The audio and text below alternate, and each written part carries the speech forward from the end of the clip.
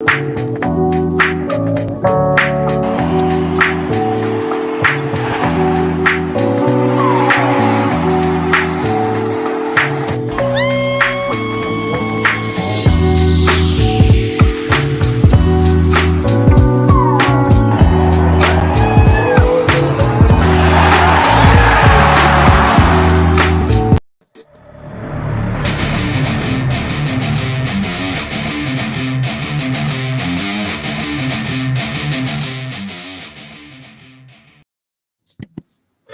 listening to the AZ Wildcats podcast brought to you by DraftKings. Great deal going on right now. You sign up and guess what? Put down $1 on an NFL game, even Matt's Kansas City Chiefs. And you know what? If you score, if either team scores, you get $100 in free plays. Mr. Matt Muehlebach, how you doing, my man? What's up, Mike? What's happening? Not too much. Still just hanging in there, living the life. So, let's get down to it. Watching this Arizona team, and we talked about it a little bit before when you were on a couple weeks ago, this feels so much like watching this feels like the old days watching Lute's team. I'm not saying that this is going to be Lute's teams, but the way that they are hitting teams and they're blowing the teams out that they should. Let's use Oregon State, for example. In the past, I mean, not in the past, but this wasn't going to be a 65-58 game. You could tell, even though Arizona didn't start out fast, that, all right, by the end of the game, this team is going to be pummeled, and that's exactly what happened.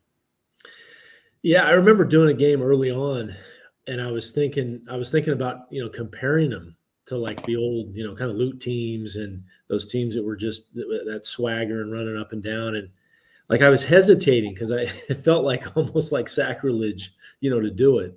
But no, they're playing with ridiculous pace. I mean, the thing that stands out to me is, number one, to have a really good team, you got to have a great roster, which they do. They've got a great roster, 1 through 10. You've got to have a great coach. And I think Tommy's been just amazing, the first year. I mean, it's hard to explain how he just seems to have the right, cadence and feel so far. I mean, he's going to lose a game here at some point, but it's assume. Yeah, he's been terrific. But the two things that stand out with those, after I say those two things that you got to have a great team, is they have elite length and height.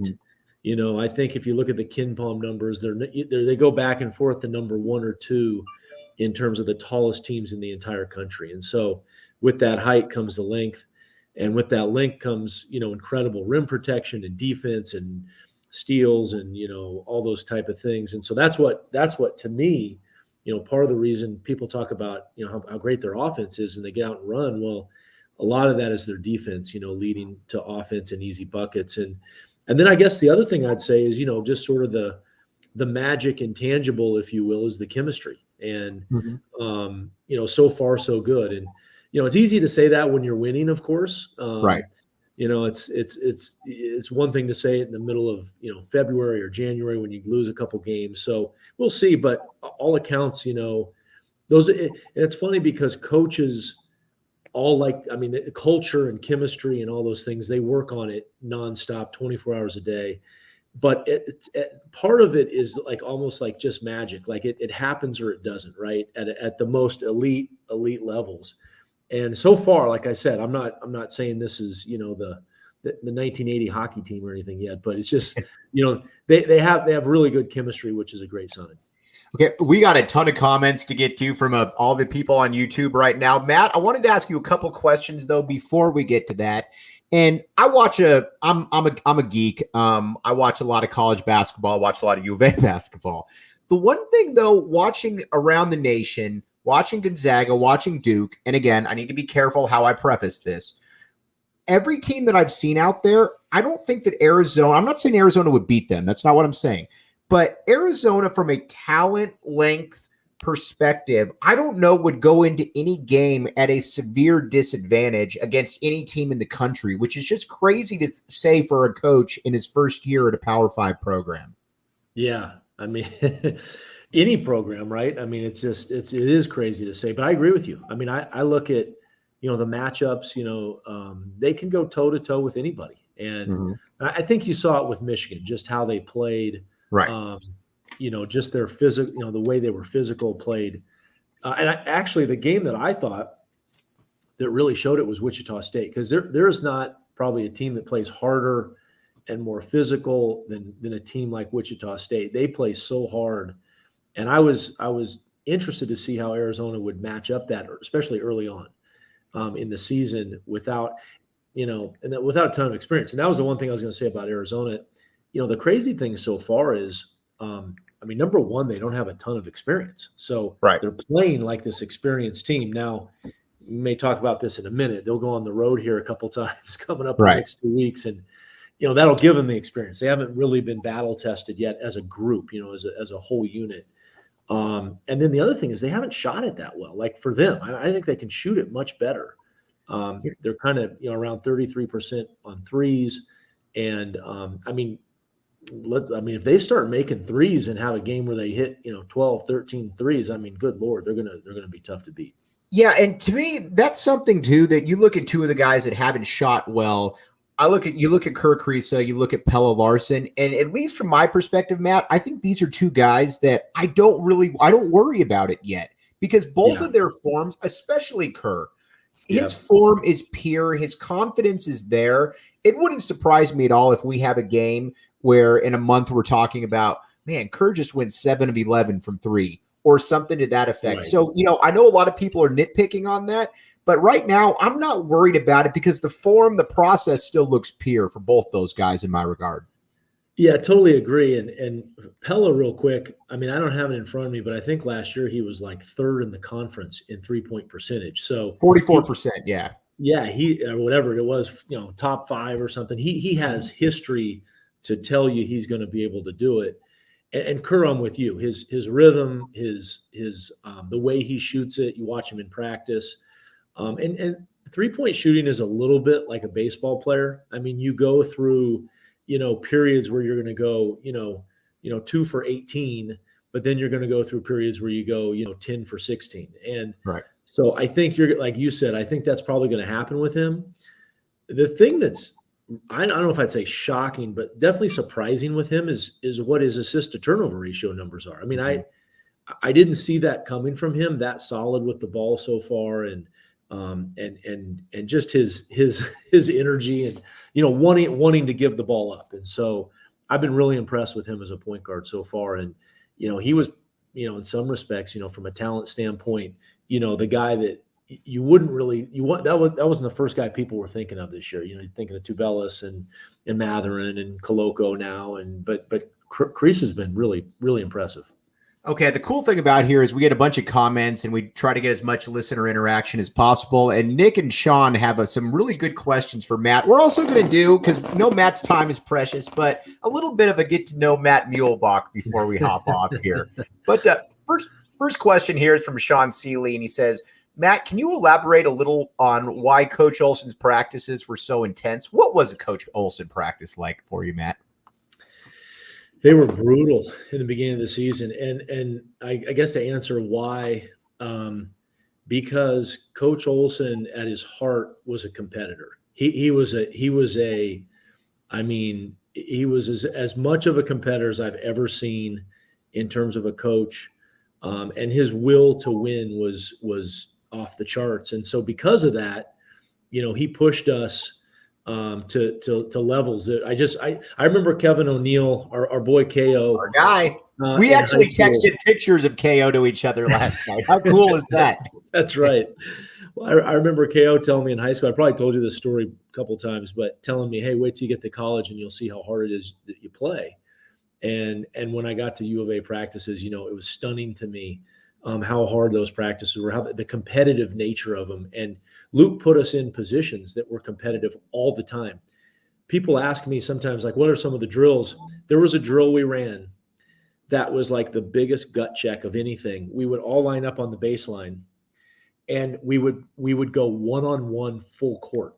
Like, wow, that was the hardest thing. And the whole team's watching. Lute is watching, he's directing the drill. And so let's say I pick up, Kenny Lofton, And so now, how am I going to guard Kenny Lofton full court? Oh, come on, Matt. Don't underestimate yourself right here. So I pick up Kenny. He goes that way on offense. I've got to, guard him full court. And the key was to try to turn people, but it wasn't a whole lot of turning Kenny Lofton. But then you go to the other end, score or not, I get the ball. Now I go back the other way. And it was like players clapping on the baseline, Luke, sweating and getting all intense. And he wanted guys taking charges and going at it. And just, it was pretty awesome.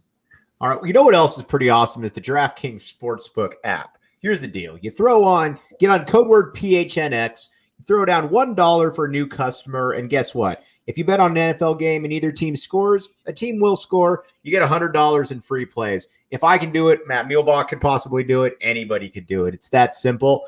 Eligibility restrictions do apply. 21 and up, Arizona only. Gambling issue, call 1-800-NEXT-STEP.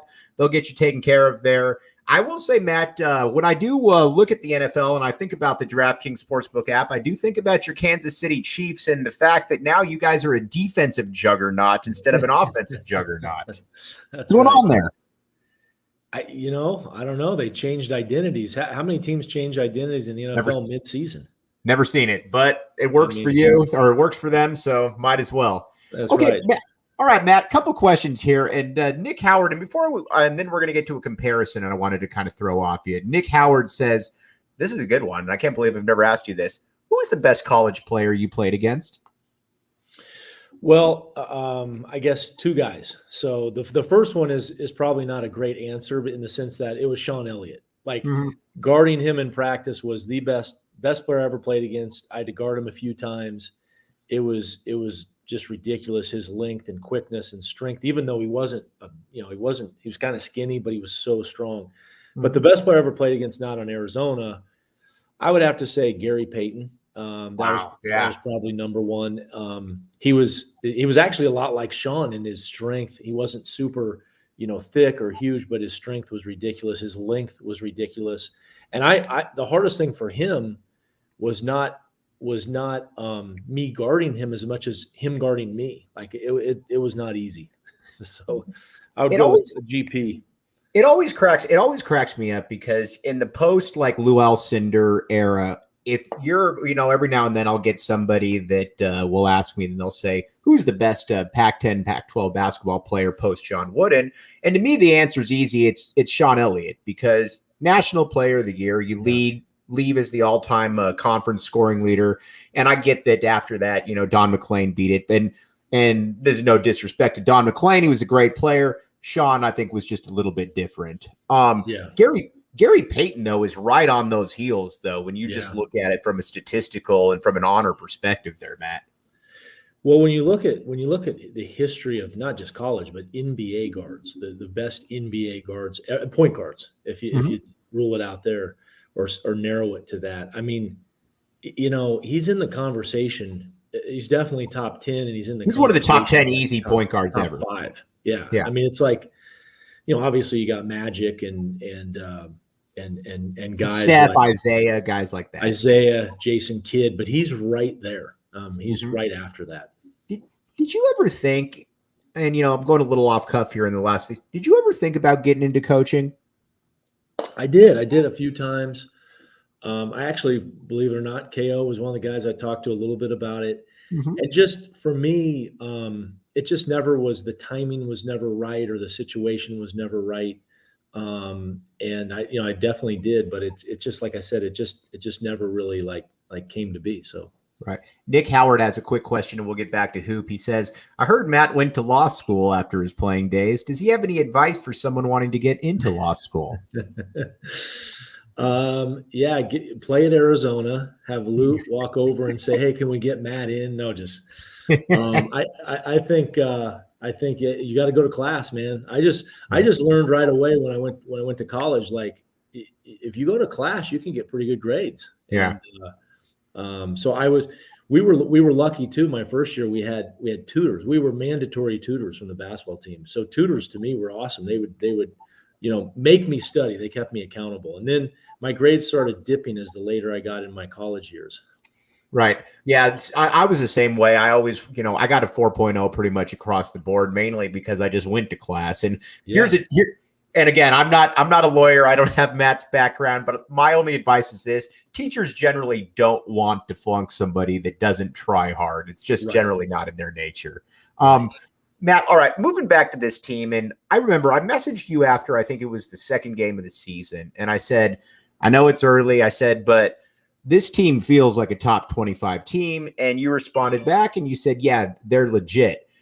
If anything, though, I was wrong on that, because this, the more you watch this team, and again, you know, it's early, 7 games in, this feels like a team that's on a different level. And one of the reasons why is because a guy like a Benedict Mathurin. Now, it's always kind of bothered me because I knew he reminded me of somebody a little bit. And again, this isn't a perfect comparison, but the way that he can shoot, the way that he's kind of got the one dribble drive, and the way that he's built reminds me quite a bit of Michael Dickerson, to be honest with you. Yeah, you texted me that, or you mentioned that to me. It's an awesome comparison. It's like, to some degree, Michael Dickerson is one of those forgotten guys. Yeah. You know, I forget about him all the time. Like, it was easy for me to try to make a comparison, like, hey, Dalen Terry eventually wants to become Andre Iguodala, you know, like the length, the defense, you know, the IQ. But I totally forgot about it till you said it. And I think it's an awesome comparison. I actually think at this stage, you know, Mathurin is a better shooter, which is, you know, and Michael was a great shooter. You know, I remember I knew a guy that was a coach for the Rockets where Dickerson was drafted. And I talked to him the first like 3 weeks of training camp, and I said, how's Dickerson playing? He said, I got to tell you, he's the fastest player from baseline to baseline we've ever had in the Houston Rockets basketball training camp in the history of the team. And everybody agreed on it.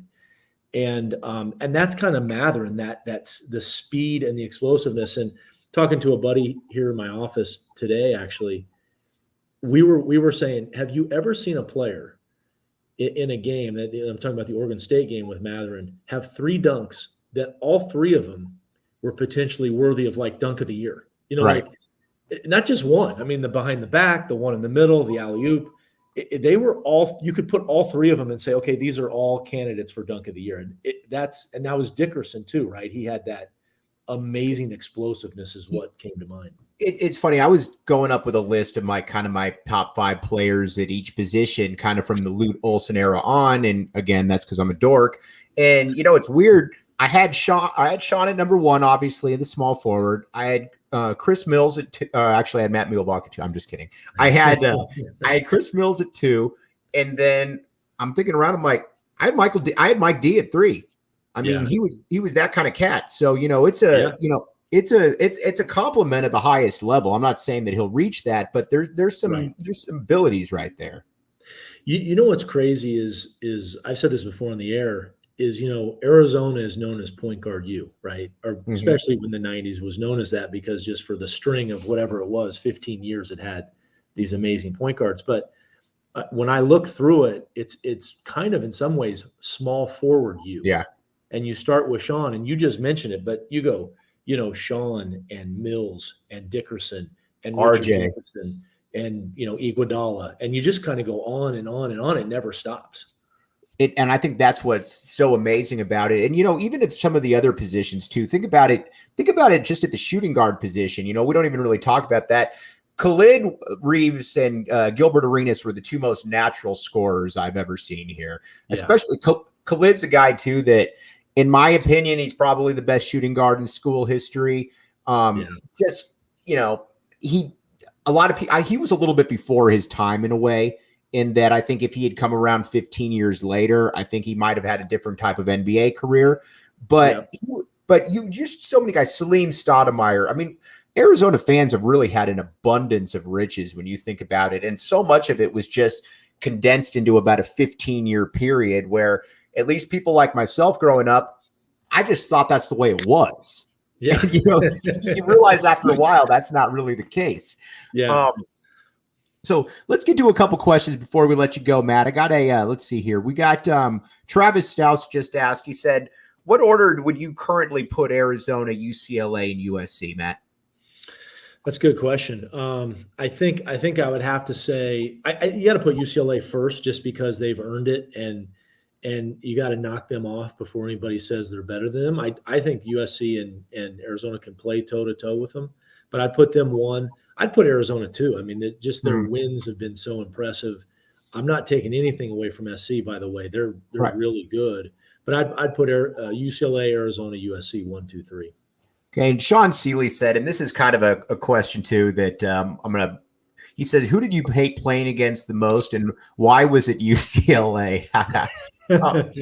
Just real quick, and I'll let Matt have the floor here. You know what's crazy about UCLA was the only team to me during the Lute Olson era where there was ever a window from, and I generally consider kind of the vintage Lute from about 88 to 03. That's kind of my 15-year window right there.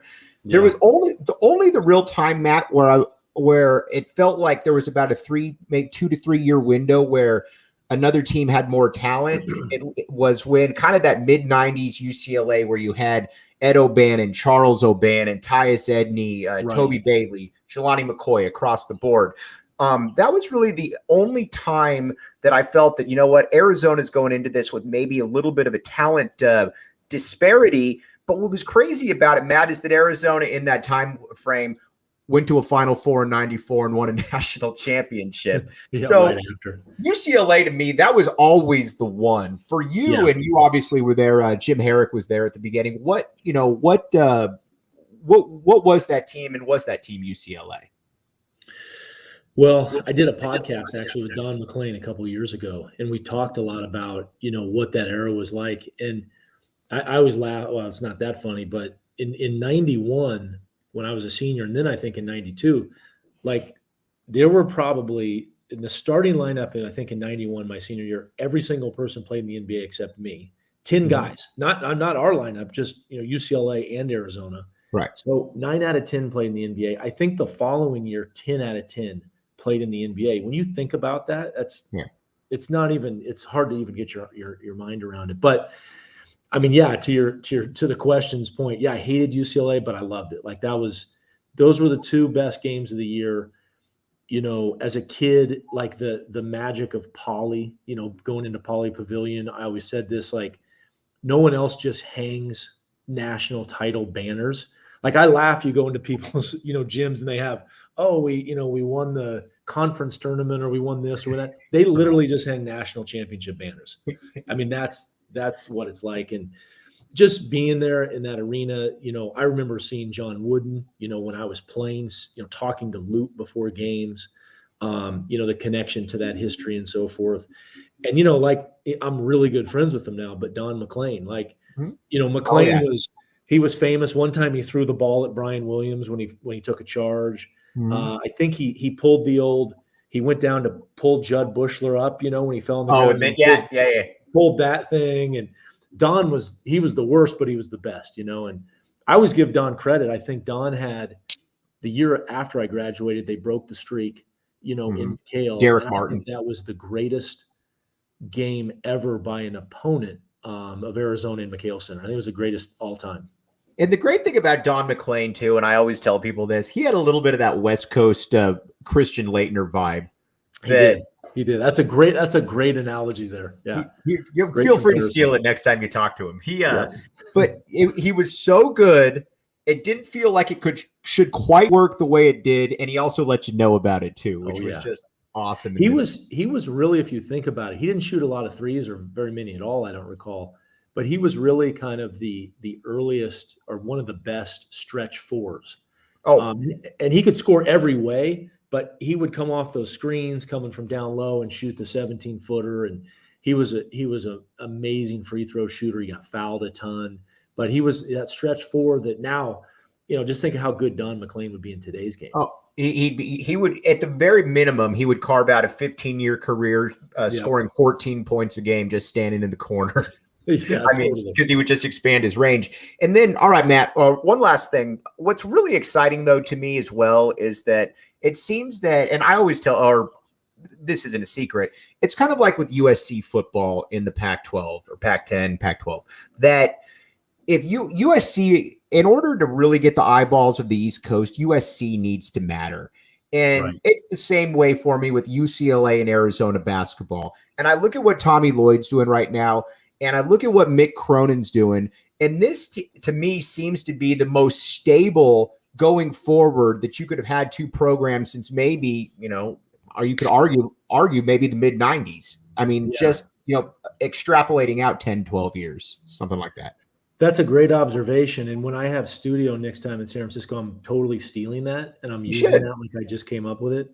But you're totally right. And what a lot of people like in Tucson, I get to see it. I see it like when I do games in other places, but especially see it like around East Coast people. The brand of Arizona is really incredible. And obviously UCLA. I'm not like UCLA is even, that's another level. But just the brand of the two teams together, like you mentioned when we played, like every one of those late 80s, early 90s game, everyone was on, prime time, ABC, whatever it was prime time games. And then the teams have gone over the years, kind of, traded places. And then you've had Stanford, Oregon has had their time over different periods. But yeah, when those teams are playing well, the East Coast recognizes it. And going back to what you were saying about the teams, like the sheer talent level over the last 30 years and what the two teams have produced is just unmatched on the West Coast. And it was impossible to get kids out of LA in that time period. I always joke because people talk about, well, when Arizona would get the leftovers like Miles Simon and Reggie Geary and players to that. But, right. And, I mean, everybody up and down, there was the Mike Bibby or the Michael Dickerson sprinkled in, obviously. But, you just look at, you had Baron Davis, again, Toby Bailey, J.R. Henderson, just Marcus Johnson's, Chris Johnson's kid. Everybody was from the LA Metro or Orange County area.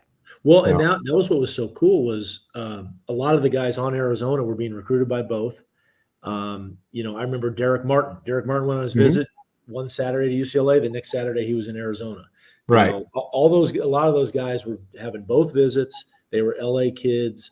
And then what was cool is, as like a ton of students at U of A are from Southern California. So you had this sort of built-in rivalry of, okay, I decided to go to Arizona or to Zona or whatever. I didn't go to UCLA or USC. And now there's this awesome rivalry between people that, are from the same area. Right. Matt, I can't thank you enough for coming on, my man. As always, we'll catch back up with you in a couple weeks, but feel free to steal all that stuff from me. Just let me know when you're saying it so I can watch. I will, Mike. Thanks, man. Appreciate it. All right. He's Matt Muehlebach. I'm Mike Luke. Thanks for listening to the AZ Wildcats podcast.